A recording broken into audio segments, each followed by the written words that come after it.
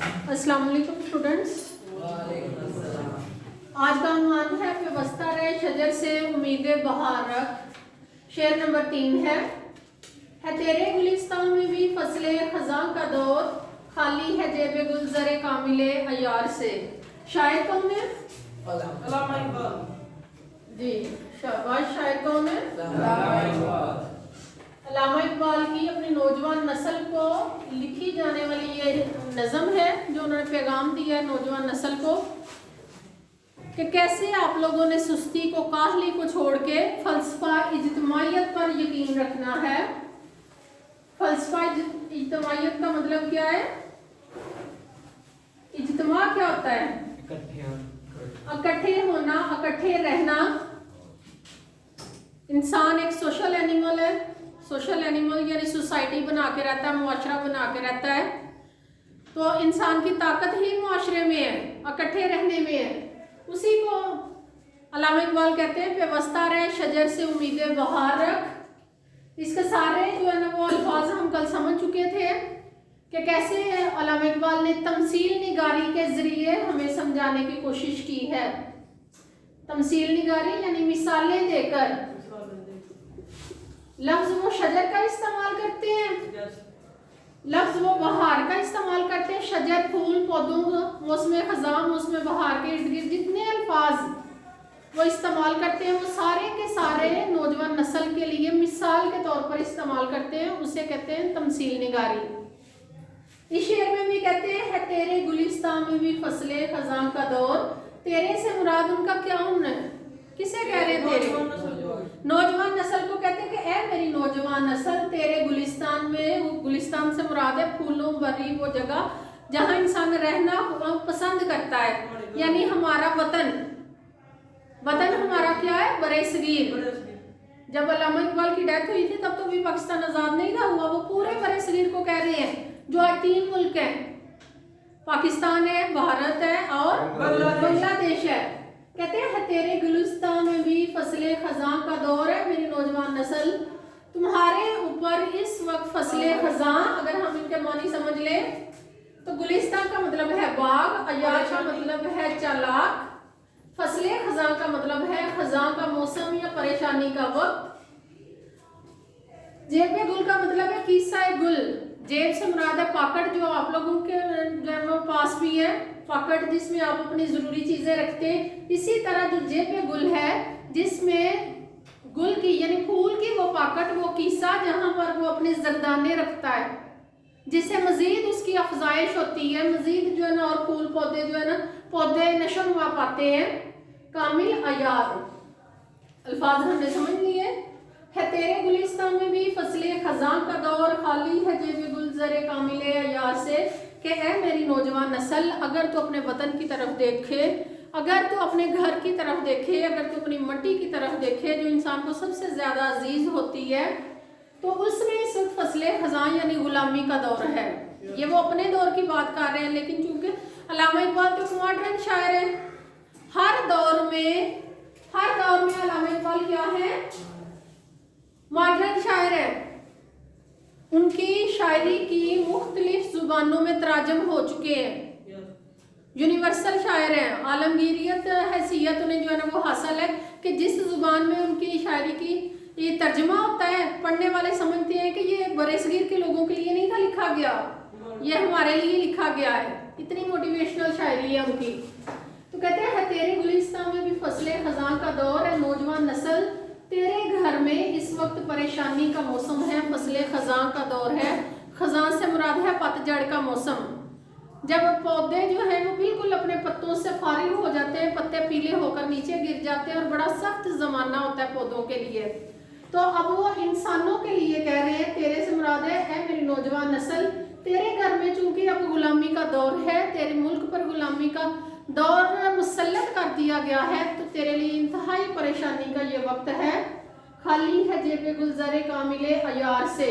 کہتے ہیں کہ یہ جو فصل خزاں ہے، یہ جو پریشانی کا دور ہے، یہ ہمیشہ رہنے والا نہیں، یہ ایک دن ختم ہو جائے گا، لیکن اس کے ختم ہونے کے لیے انسان کے پاس جو طاقت ہونی چاہیے کہ میری نوجوان نسل اس کی طرف وہ کیا نشاندہی کر رہے ہیں، اس کی نشاندہی کہہ رہے ہیں خالی ہے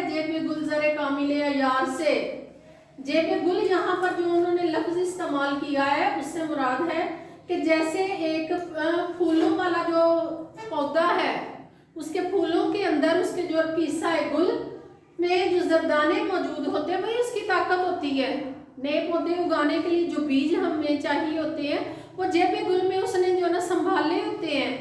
उतनी देर तक पौधा संभाल के रखता है जब तक वो बीज पक नहीं जाते और दोबारा नए मौसम में जो है ना वो नए मौसम में नए पौधे लाने के लिए जब तक वो तैयार नहीं हो जाते वो अपने एक हिस्सा गुल से नीचे नहीं फेंकता पौधा जो है। तो इसी तरह वो कहते हैं नौजवान नस्ल जिस तरह जेब गुल यानी फूल के लिए उसके जरदाने जरूरी हैं, इसी तरह ज़र कामिले अयार ये एक तरकीब उन्होंने इस्तेमाल की है 3 अल्फाज की। उन्होंने कहा इसी तरह तेरे लिए ज़र कामिले अयार जरूरी है।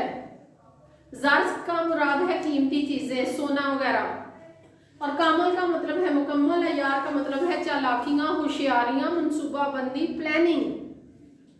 कि खाली है जेब गुल के ए मेरी नौजवान नस्ल तू तो उस फूल जैसा मासूम है। गुल उन्होंने अगर आप पूरी नज़म पढ़ें तो नौजवान नस्ल को उन्होंने फूल के साथ जो है ना वो जोड़ा है, रब्त जोड़ा है कि तू मेरी इतनी मासूम जो है ना वो फूलों जैसी मासूम नौजवान नस्ल है, तुझे ये नहीं पता कि तुम्हारे लिए ज़रे कामिले अयार ज़रूरी है। जिस दुश्मन के साथ तुम्हारा मुकाबला है वो तुमसे तकरीबन 20 से 30 साल आगे है और वो अपनी एजुकेशन की वजह से, अपनी तालीम की वजह से आगे है। तो कहते हैं तो इसका मतलब है कि जो चीज़ें तुम्हें कामयाबी के लिए चाहिए, जो ज़रे कामिले अयार तुम्हें चाहिए, उससे तुम्हारी जेब खाली है। पहले अपनी जेब उन चीज़ों से भरो। सिर्फ जो है ना वो नारेबाजी से काम नहीं चलेगा। सर सैयद अहमद खान ने भी तो यही कहा था ना कि पहले तालीम हासिल करो फिर पढ़े लिखे दुश्मन के साथ जो है ना वो जाकर मुकाबला करना। तो वही चीज़ अल्लामा इकबाल अपनी नौजवान नस्ल को समझा रहे हैं कि तेरे गुलिस्तान में भी फसले खजां का दौर, कि है मेरी नौजवान नस्ल इस वक्त बड़ी परेशानी का वक्त है। तेरे गुलिस्तान क्या है? बाग तेरे मुल्क में इस टाइम बड़ी परेशानी का वक्त है, लेकिन ये परेशानी का वक्त हमेशा नहीं रहेगा, ख़त्म हो जाएगा। लेकिन उसके ख़त्म होने के लिए जो ज़रूरी चीज़ चाहिए वो तुम्हारे पास ही है, और वो चीज़ है ज़रे कामिले अयार। लेकिन तुम्हारी जेब तो ज़रे कामिले अयार से ही खाली है। इसलिए पहले अपने आप को ताकतवर बनाओ कि एक नौजवान नस्ल को ताकतवर बनने के लिए सबसे पहले क्या चीज़ ज़रूरी है? हाज़र दिमागी ज़रूरी है, उसकी तालीम ज़रूरी है।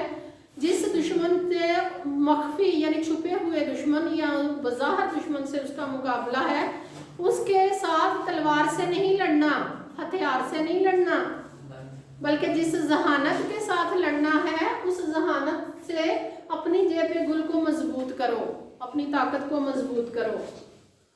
बेटा समझ आई शेर की? ठीक है जी। शेर नंबर 4 पढ़ते हैं। जो नगमा जन थे खलवते अवराक में तयूर, रुखसत हुए तेरे शजरे सायादार से। नगमा जन का मतलब है नगमा गाने वाले, तारीफ करने वाले, गुन गाने वाले।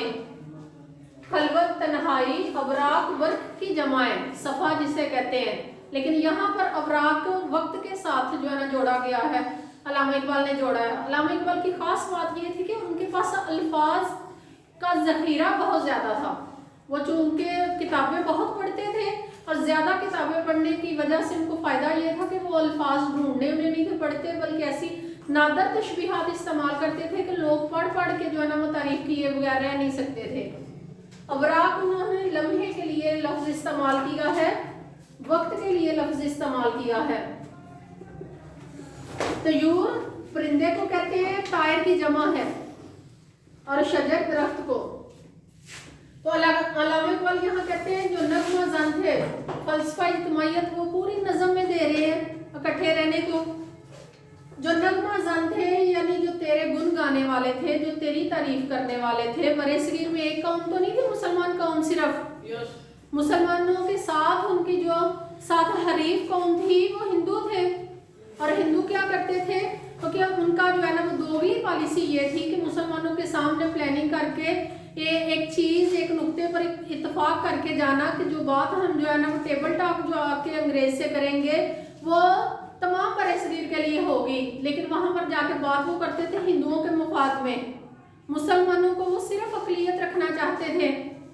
तो कहते जो नगमा जन थे खलवत अवराक में तयूर, कि जो तेरे ऐ मेरी मुसलमान कौम, जो तेरे नगमा जन थे, जो तेरे नगमे गाने वाले थे, तेरे राग अलापने वाले थे, तेरे गुन गाने वाले थे, खलवत अवराक यानी तन्हाई के लम्हात में। तन्हाई के लम्हात वो होते हैं कि जब किसी भी कौम के फैसले किए जा रहे होते हैं, जिन मीटिंग्स के दौरान, जो सारे आम सारे मुआशरे में नहीं हो रहे होते, कुछ जो है ना ज़हीन तरीन लोग अपनी कौम से मोहब्बत करने वाले लोग जो जिन मीटिंग्स में बैठ के अपनी कौम के फैसले कर रहे होते हैं, अपनी कौम के मफाद में कर रहे होते हैं, उसको उन्होंने कहा है खलवत अवराक, यानी वक्त के वो लम्हे, तन्हाई के वो लम्हे जहाँ अपने मुल्क के फ़ायदे के बारे में सोचा जाता है। तो जो नगमा जन थे खलवत अवराक में तयूर, तयूर यानी ऐसे परिंदे, परिंदे लफ्ज़ उन्होंने क्यों इस्तेमाल किया है? परिंदा उड़ने वाला जो है ना वो परिंदा है ना, वो कायदे आज़म और कायदे आज़म जैसे और लोगों के लिए इस्तेमाल किया है जिन्होंने देखा कि हमारे जो अपने मुसलमान हैं उन्हें इतना समझा रहे, लेकिन वो आने वाले वक्त को दूरअंदेशी को वो समझ नहीं रहे और नाराज होकर बरसगीर छोड़ के वापस वलायत चले गए थे। ये शेर खास तौर पर अल्लामा इकबाल ने ही कायदे आज़म को दोबारा खत लिख के वापस बुलाया था कि इस कौम को आपकी ज़रूरत है, आपकी क़यादत की ज़रूरत है, आपकी क़यादत के बगैर ये कौम जो है ना वो आज़ाद नहीं हो सकती। और तारीख़ ने देखा फिर ऐसा ही हुआ। अल्लामा इकबाल की तो डेथ हो चुकी थी, कायदे आज़म और उनके साथियों ने पाकिस्तान आज़ाद करवाया, और ये दूरअंदेशी किसकी थी?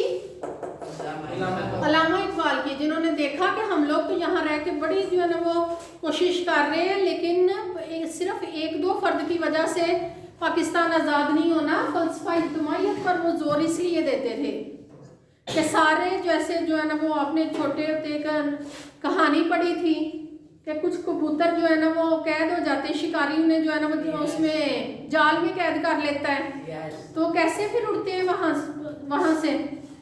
एक जो दाना अक्लमंद कबूतर उनमें होता है, वो कहता है कि अगर हम यहाँ से उड़ नहीं सकते, आप इस जाल को ही उड़ा के ले चलो।